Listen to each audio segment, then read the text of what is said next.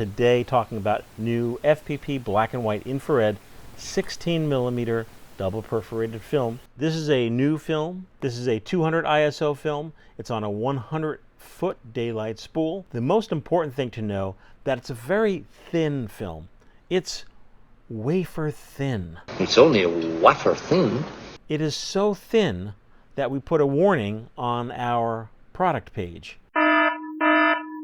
Due to the film's ultra-thin polyester base, it may not load in auto-load cameras like the Krasnogorsk 3. Now, we did do a test, and there is another video where I demonstrated trying to load in a Krasnogorsk 3, and it had to be manually loaded. I also loaded in a Bolex and had success with that. It can easily be loaded into any manual camera like Arriflex S, Arriflex SR. Because the film is so thin, when you get your 100-foot spool of film, you will notice there's much less film on the reel than you normally would get because of the thin emulsion. When a film is this thin, it will fool the counter on your camera. So if you're shooting a very thin emulsion, the best way to see where the end point will be on your film counter is to take your full roll, put it on the take-up side. This is the indicator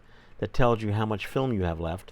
So put it on the take-up side first, and then on your film counter, make a notation of where it is so that you'll know when your film rolls out. Also, what I've noticed in my tests is the film is so thin that you don't hear any there's no telltale sounds. You don't hear the usual when the film rolls out. So a very thin polyester emulsion is usually not recommended for cameras because the film doesn't naturally rip. Because it's polyester, you can't tear it. You can't.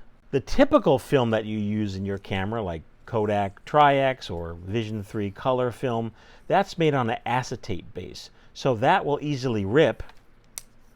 And you may say, well, why would I want film to rip in my camera? Well, if there's a problem with your camera, you want the film to tear so that it doesn't gum up, jam up your camera and damage any gears in your camera. So we do put a warning on the page. Due to the film's ultra-thin polyester base, it may not load into autoload, Bolex, or Krasnogorsk 3 cameras. It is on a polyester base. There's a lot of good news about this film. The most important thing is that it's a true infrared film. It's between 700 and 850 nm. That's the infrared range. It's a 200 ISO, which is great. It's panchromatic. It's medium contrast, medium grain, and it will produce extraordinary results when you're using a R72 filter. You could also use a number 25 red filter. Let's talk about that. So an R72 filter is an infrared filter. They're available on eBay. You can get them from B&H Photo. It's an incredibly dense filter. It's so dense that you cannot really see through it. Nope. So, when I was shooting with the R72 filter, what I would do is I used a tripod, I set up my shot, and then right before rolling, I would screw the filter on. In cameras that have smaller lenses, like C-mount lenses, what you will want to do is simply hold the filter over your lens while shooting. So with the R72 filter, you will get extraordinary results compared to when you use a number 25 standard red filter. So that's my advice. My advice is if you're spending the time to get infrared effects with this film, go for it and get the R72 infrared filter.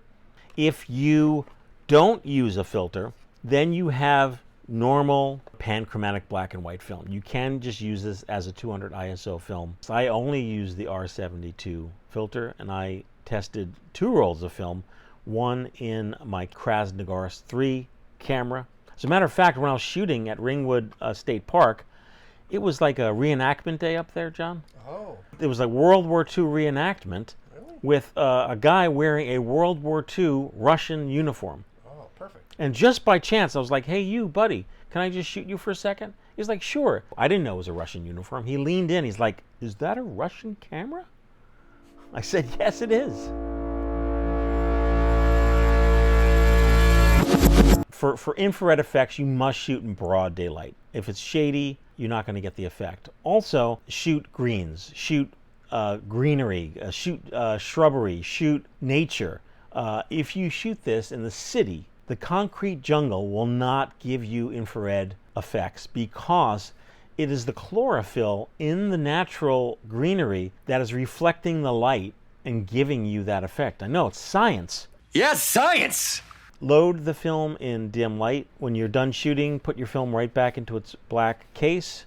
Your results will vary. There's different levels of IR light in the atmosphere at different times. So your IR effects will vary. Once again, that's really it with this particular film. It produces awesome effects. It's stocked at the Film Photography Project. Please leave your comments down below. We look forward to hearing from you, and I hope you will decide to shoot it.